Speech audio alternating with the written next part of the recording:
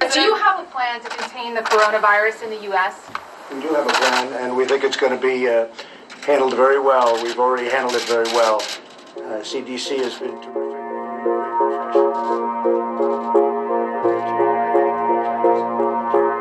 Now, the virus that we're talking about having to do, a lot of people think that goes away in April with the heat, as the heat comes in.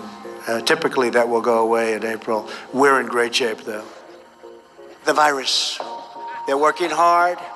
Looks like by April, in theory, when it gets a little warmer, it miraculously goes away. I hope that's true. But we have done an incredible job. We're going to continue.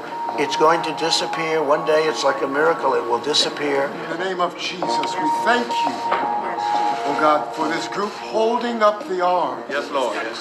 Now the Democrats are politicizing the coronavirus. You know that, right? Coronavirus. It's all turning. They lost. It's all turning. Think of it. Think of it. And this is their new hoax. 35,000 people on average die each year from the flu. Did anyone know that? 35,000. That's a lot of people. And so far, we have lost nobody to coronavirus in the United States. Nobody. And it doesn't mean we won't. And we are totally prepared. It doesn't mean we won't. But think of it. You hear 35 and 40,000 people, and we've lost nobody. And you wonder, the press is in hysteria mode.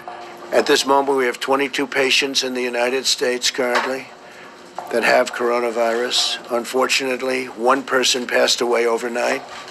Additional cases in the United States are likely. Is your message to Americans that it's safe to fly, and can you convince the traveling Yeah, I public think where these people are flying, it's safe to fly, and large portions of the world are very safe to fly. Are you concerned that the virus is getting close to the White House? No, I'm not concerned at all. No, I'm not. We've done a great job.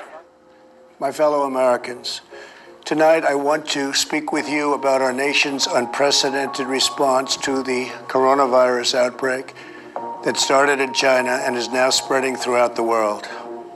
Today, the World Health Organization officially announced that this is a global pandemic. To keep new cases from entering our shores, we will be suspending all travel from Europe to the United States for the next 30 days. To unleash the full power of the federal government in this effort today, I am officially declaring a national emergency.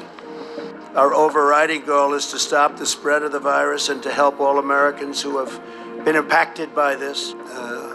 And this will pass. This will pass through, and we're going to be even stronger for it. We've learned a lot. I also took the test last night. Yeah.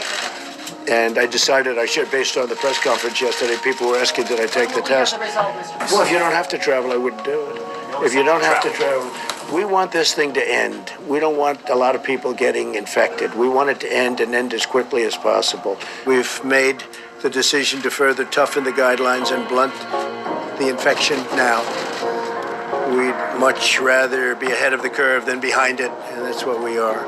Therefore, my administration is recommending that all Americans, including the young and healthy, work to engage in schooling from home when possible, avoid gathering in groups of more than 10 people, avoid discretionary travel, and avoid eating and drinking at bars, restaurants, and public food courts.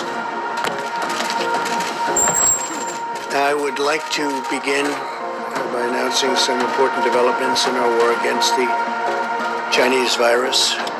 We'll be invoking the Defense Production Act just in case we need it. In other words, I think you all know what it is. It's not racist at all, no, not at all. It comes from China. That's why. It comes from China. I want to be accurate.